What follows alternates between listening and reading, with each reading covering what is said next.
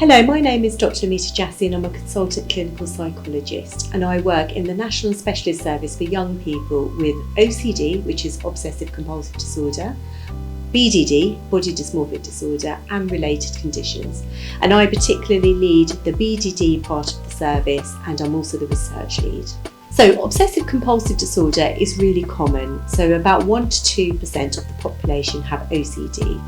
So OCD has been heard about quite a lot, and it comprises of obsessions, which can be intrusive images, thoughts, doubts, urges that make people really uncomfortable and distressed. And then they engage in compulsions, which can be lots of different behaviours such as hand washing, checking, seeking reassurance, and they avoid things as well.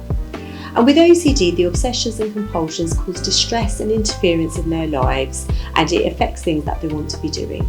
Body Dysmorphic Disorder, which is BDD, is really common. About 1 to 2% of the population have BDD, but it's not as widely known about compared to OCD. In BDD, sufferers are preoccupied with perceived flaws in their appearance, which to other people they're not noticeable or they might seem really slight. Then the person engages in lots of behaviours to try and hide or fix that perceived flaw. For example, covering their face, wearing excessive makeup, getting cosmetic procedures. There's a whole range of behaviours that they engage in. And this causes significant distress and impairment. And as I said, we think about 1 in 50 people have body dysmorphic disorder, or BDD. So in 2017, I set up and now lead the BDD part of the service. What we were seeing is that even though we know OCD and BDD are equally common, we were not seeing as many young people with BDD in our service. So I set out on a mission to not only increase awareness of BDD, but also to increase the access to good evidence-based treatment. At the time we set out on the service, we did have good treatments, but we had a way to go in terms of the response rates. They were quite low at the time.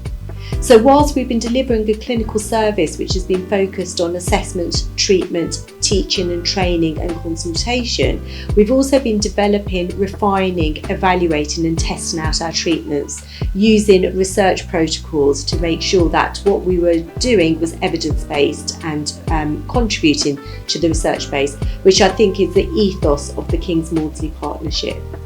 We've taken a condition that when we started, only 40% responded to evidence-based treatments, and our latest research shows that 79% now respond to the evidence-based treatments, and that's been through refining the protocols and with a body of research.